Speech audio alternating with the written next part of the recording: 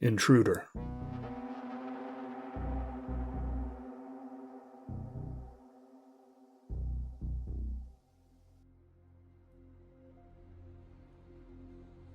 The trouble began in June, soon after most of the student body had cleared off campus for summer break. The grounds of Center College weren't quite empty, though. Located as it is on the brink of downtown Danville, there are always people walking dogs or picnicking on the grounds. The more sightly stretches of lawn serve almost as a park for the people in town, for with the dedicated Millennium Park being located a couple miles away over the rail yard, the greenery of the college grounds and the tiny circuit of Constitution Square are far more accessible to those looking to sit and talk through sunset after a dinner along the tiny city's main street. It's far from idyllic, and the noise of cars and sterile patches of manicured grass would seem almost depressing to me if I were to try and while away the hours there. But I'm not writing this as a recommendation. The purpose of my saying this is to communicate that, despite the summer break, the Center College campus was far from empty during the day, and even at night, it was not usually wholly deserted. Thus, when a week-long span of unprecedented break-ins were reported by the staff at the college's Grace Doherty Library, and no sightings or information or relevant noise complaints about potential perpetrators came out, it seemed a strange thing to the locals. Even stranger was the nature of these break-ins, for nothing seemed to be missing in the wake of them. Sure, the books themselves were of questionable value when judged by the trouble even the rarest of them would be to haul out in bags, but the pretentious little university boasted a large art scene for its size, and the produce of its most talked-about students was scattered about the library's rows. Even a bungling burglar could have carried off something that'd fetch him a little money, at least. Something to reward him for his troubles. And yet, nothing vanished from the stacks, and no art was swept from the walls and shelves. Some things were rummaged through, though, to be sure, especially upstairs where the campus offices of some professors were housed, but never was it taken. What really mystified the Danville police, though, was the professionalism of the intruder. There had been no broken windows or forced hinges, and the simple locks on the sturdy exterior doors had seemingly undergone no strain. The silent alarm would sound after hours, usually just before or after midnight, and alert the local authorities, but by the time they'd arrive just a few minutes later, the building would seem as pristine and still as ever it had on a summer night. The police would sweep the building, often in the company of a custodian, and check each room for thieves or disturbance to no avail. To top all this off, the lack of eyewitness or neighborhood reports were accompanied by a lack of footage, for the checking of security cameras, both internal and external, would reveal nothing save undisturbed shelves and hallways come dawn.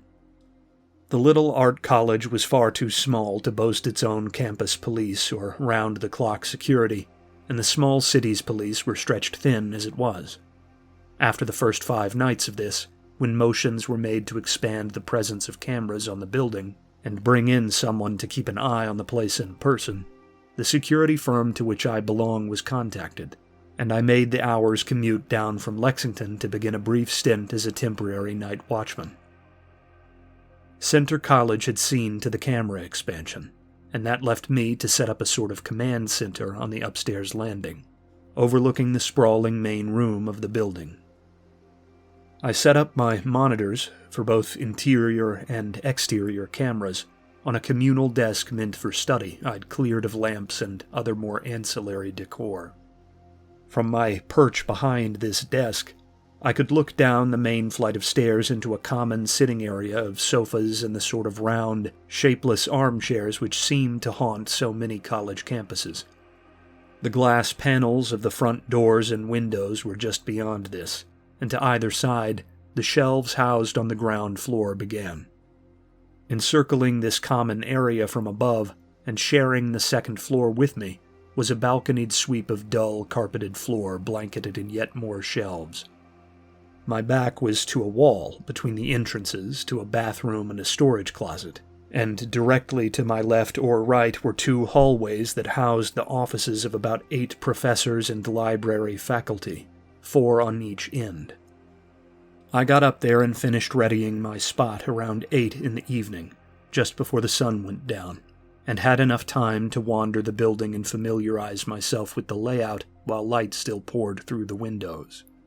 It wasn't as old as some of the other buildings on campus, and while this meant it wasn't very architecturally or aesthetically pleasing to me, the open nature of its modern construction made for easy navigation and observation, and left few places out of immediate view which weren't behind locked doors. This open floor plan would, usually, have made me more comfortable. Given the lack of sightings or video evidence of an intruder, however, the sheer visibility of the building's interior left me more puzzled than reassured. Besides the bathrooms, office interiors, and a small basement room lined with filing cabinets and more sensitive papers, there had been cameras on each and every inch of floor space in the library, down to the very last alley between the shelves. Tonight, my monitors gave me views of the basement as well, but even without these, I felt it impossible during my walk through the building that someone could have slipped in and gotten into one of the upstairs hallway doors without being seen. The lack of missing items and the lack of real damage to the building made most working for the college believe a student or a former student was to blame, and that the problem was more a joke played on the uptight staff than anything else. But the police, and me for that matter, were not so sure. While it wasn't impossible a disgruntled or bored summer holdover was slipping into off-limits buildings at night just to rile up the town for laughs, the slick way in which whoever was responsible had slipped the gauntlet of cameras and run off into the night multiple times without being seen by responders or bystanders around town spoke to a stealth and caution I didn't readily associate with college pranksters, even remarkably bright ones. This sentiment seemed to weigh heavy on the officer that came to visit just as dusk truly set in around 9, and he warned me not to treat the situation lightly, confiding in me he'd developed a bad feeling about the break-ins. There was a speedway just beside the small campus where police seemed to lurk through the night watching Main Street, one I'd seen driving in, not a few hundred yards from the front entrance of the library. He told me he'd be parked up over there, keeping one eye on the sparse nocturnal traffic and one eye on the library, all through the night. If the alarm sounded, and the Danville police got the alarm, he'd be through the front doors in less than 2 minutes. With this assurance, he departed, leaving me arguably more nervous than I'd been before my conversation with him. He meant well, I'm certain, but the tone of it told me he was worried, and that in turn made me worried. Even worse was the campus's head custodian, who came by not a half hour later to make certain I had keys to every room in the library, and that I was comfortable for the night. Again, his intentions were wholly good, but his mood was off, tainted by a fear I did not know how to interpret. Then, turning to go, the custodian awkwardly stopped himself, as if forced by final impulse to break the laws of humility and speak something he believed shouldn't be spoken aloud. He told me that, 2 nights ago, he'd been walking his dog around 11 down the section of Main that cut through campus, and had chanced to look up the lawn toward the dimly lit windows that fronted the library. He thought, he made certain he stressed that word, he'd seen a shape pass between the interior lights and the huge single-panel window on the 2nd floor, just inside the glass. Whatever it was, the shadow looked like it was crawling along the wall. He looked up fretfully at the pane above us as we spoke in the common area, and I detected no madness or malicious trickery in him. Just a man, shaken and uncertain, passing on what warning he could. When he departed, I was left to dim the lights as normal. The overheads in the main chamber were on, but dulled, and beyond a few lamps in the corners of the downstairs library, and one each on decorative tables which lined the office hallways to my left and right, they provided the only light inside. A bit of dull orange glow spilled in through the big panes up front from the walkway lamps on campus, and my monitors gave off their own dim life to fight back the darkness, but this just made the contrasting shadows pooling between shelves and clogging far corners seem deeper. It wasn't totally silent. The sounds of light traffic, the barking of distant dogs, and the clatter of car doors at the neighboring gas station were audible if one strained to listen. But the building itself had a hush about it. It was void of the equipment that gave a subtle, ambient hum to most large university buildings, and given how unseasonably cool the night had turned out to be, even the air conditioning seemed to be taking the evening off. The odd car rolled down Main across campus, and my exterior cameras showed me a gaggle of students staying over for the summer, walking back from town around 9:30, but all that seemed far away from my quiet little crevice of the campus, even if it was all so very near those broad glass doors into the building. Amidst that hush, as 9 turned to 10 and my monitors remained still, I developed the overriding feeling that I was not alone. So pronounced was this feeling, I placed the taser and pistol I had brought on the desk before me, and found myself impulsively feeling the distance for them every so often, an unusual bout of paranoia. I tried to force my mind to wander, to better pass the time. It was usually easy to daydream on the job, watching empty hours roll by. But that night, as midnight drew in with the suffocating finality of a falling blade, I couldn't. I thought of the custodian's parting words of warning, and my eyes traced every contour of shadow in the building. I watched the digital digits on the monitor pass 11, minute by minute, and felt each count of 10 was as agonizing as a whole night on watch. I would stand, pace the balcony or descend the stairs, and then return to my seat at the monitors like a fidgeting schoolchild, only to discover a mere 5 minutes had crawled past me in the interim. As with the feeling of company, I couldn't explain the sheer mood of desperate slowness that enveloped me there. The hallways to my left and right troubled me the worst, for at their ends, past the final office doorways, the shade pooled like water, and the tall vases of chromatic blown glass that stood on plinths at each dead end were made into spindly silhouettes in my mind.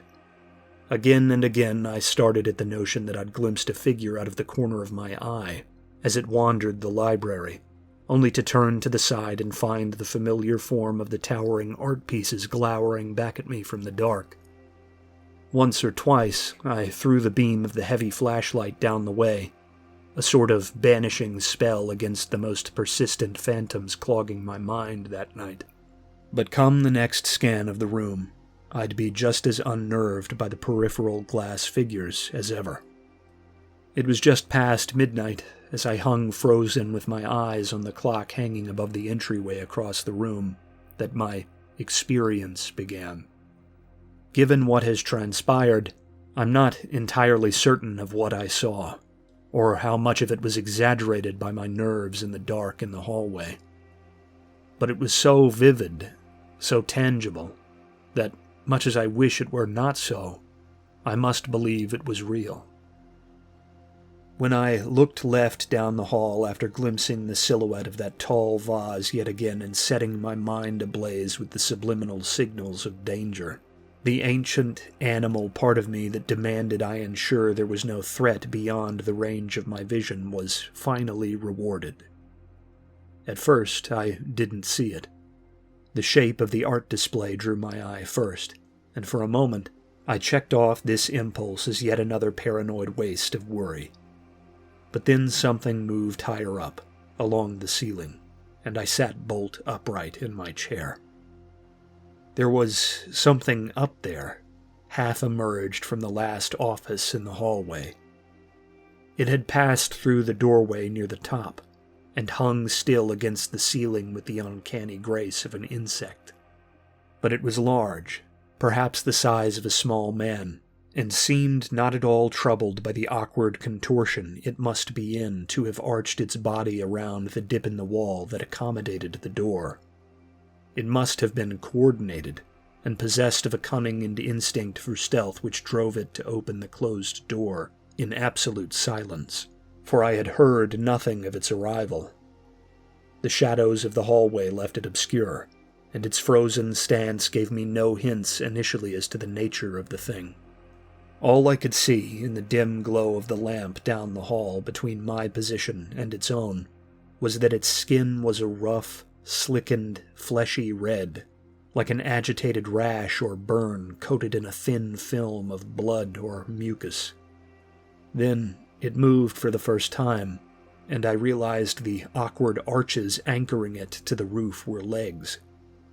There were many of these legs, 4 out in the hall and 4 more slipping slowly free from the doorway through which it had come. It was icy, methodical, almost as if it were still trying to determine whether I'd seen it. But its slow and cautious motion, 2 long forelegs in front of the others, gave me the undeniable impression of a spider, or perhaps, given the space between the forelegs and hind legs, a crab. I pushed back slow from the table and took up the gun I'd laid out so brazenly in my right hand, gripping tight the flashlight in my left. Though I was careful not to make any sudden moves, the thing froze once more the second I'd shifted in my chair. It was perhaps 30 feet from me then, but this distance gave me no comfort. If the vague, impossible shape on the ceiling were anything like what I believed it was, it could cover a distance like that in no time. I leveled the flashlight before I shot it. Much as I needed to see it more clearly in the moments before I fired, I wish now, in the aftermath, that I'd resisted the urge.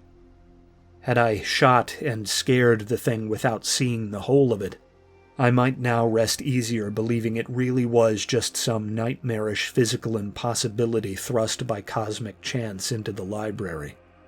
A giant spider, like a thing from a pulp horror novel. But what I saw was less explicable even than that would have been.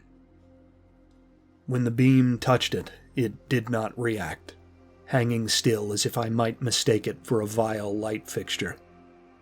In the seconds between that glimpse and the first shot, I saw much I wish I hadn't. It was built like a spider, but the body or thorax of this spider was that of a nude human being. The forelegs emerged from the place where shoulders would have been, and the hind legs from the pelvis.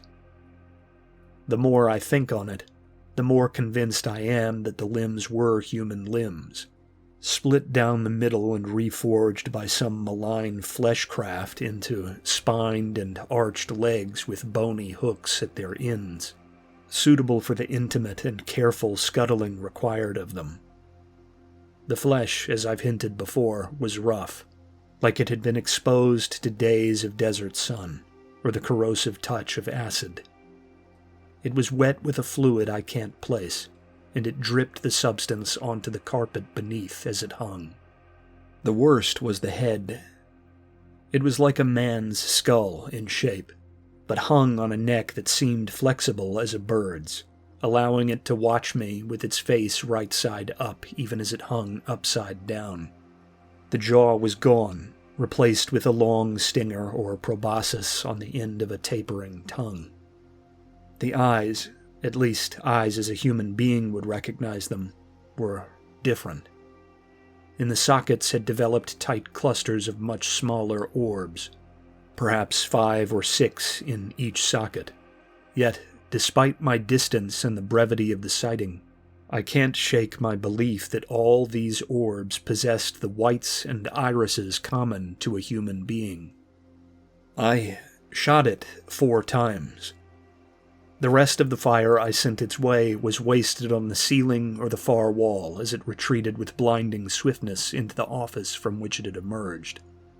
The final stray bullet shattered the vase and its case, adding the music of broken glass to the scene as the debris settled, and my heart thumped out a drumbeat in my chest. In the surreal seconds that followed, as I shivered on my feet, stared down the long, empty hall before me, and tried to make sense of all that had just unfolded over the past half-minute or so, nothing re-emerged. One of my monitors droned, a signal that the silent alarm tripped by an exterior window had been triggered. The window, I would later learn, was the window in the office through which the thing had crawled to make its escape. In the moment, I was too shaken up to check. The officer who'd dropped by earlier in the night pounded on the downstairs doors soon after, dragging me from my thoughts. I sprinted down to find him with his own gun in hand, having been alerted first by the muffled crack of gunfire and then by the building's silent alarm. More police were to follow, and the night becomes a blur after that. I told them I had seen an armed man coming down the hall, and had fired when he hadn't stopped, which seemed to calm them enough at first. By the time they had stitched together all the pieces at the scene, they must have known this was not the full story. After all, the camera monitoring the hall was facing downward toward the sweep of carpeted floor, and would have revealed nothing of the intruder save the quiet opening of the office door. The exterior camera that had caught a brief glimpse of the intruder's desperate flight from the building seemed only to show a bloody, naked man sprinting across the ground towards the rail yard, with his back to the camera. They knew, without needing to see the thing, that the intruder had not been normal. But as is the case with such things, no one really talked about the details of it. Sure, there was some buzz in the Advocate Messenger when it leaked out that a number of missing neighborhood animals had been discovered exsanguinated and dry as mummies in a hideaway above the ceiling tiles of the Center College library, and the excitement of the break-ins lingered for a while longer, but the authorities in town did their best to keep things from boiling over. The discovery that the office in whose ceiling the intruder had hidden belonged to a professor of history who could not be located was also the talk of the town for a while, but again, the talk went nowhere conclusive, and the fires of intrigue gradually burned themselves out. After all, Dr. Morgan had been a recluse most comfortable in his own company, and had always retreated into his own pursuits the second the academic year ended. It only made sense that no one would know where he'd gone, or what state he'd been in during the build-up to the incident. The blood left at the scene was Morgan's, and it was assumed that the man had undergone some kind of breakdown that, due to his own isolation, no one around him had seen coming. But, despite a thorough search of his home and town, no trace of him beyond that night has ever been found. For my part, for my own well-being, I try my best not to think about what it all means. The image of it is bad enough. I have no interest in the meaning.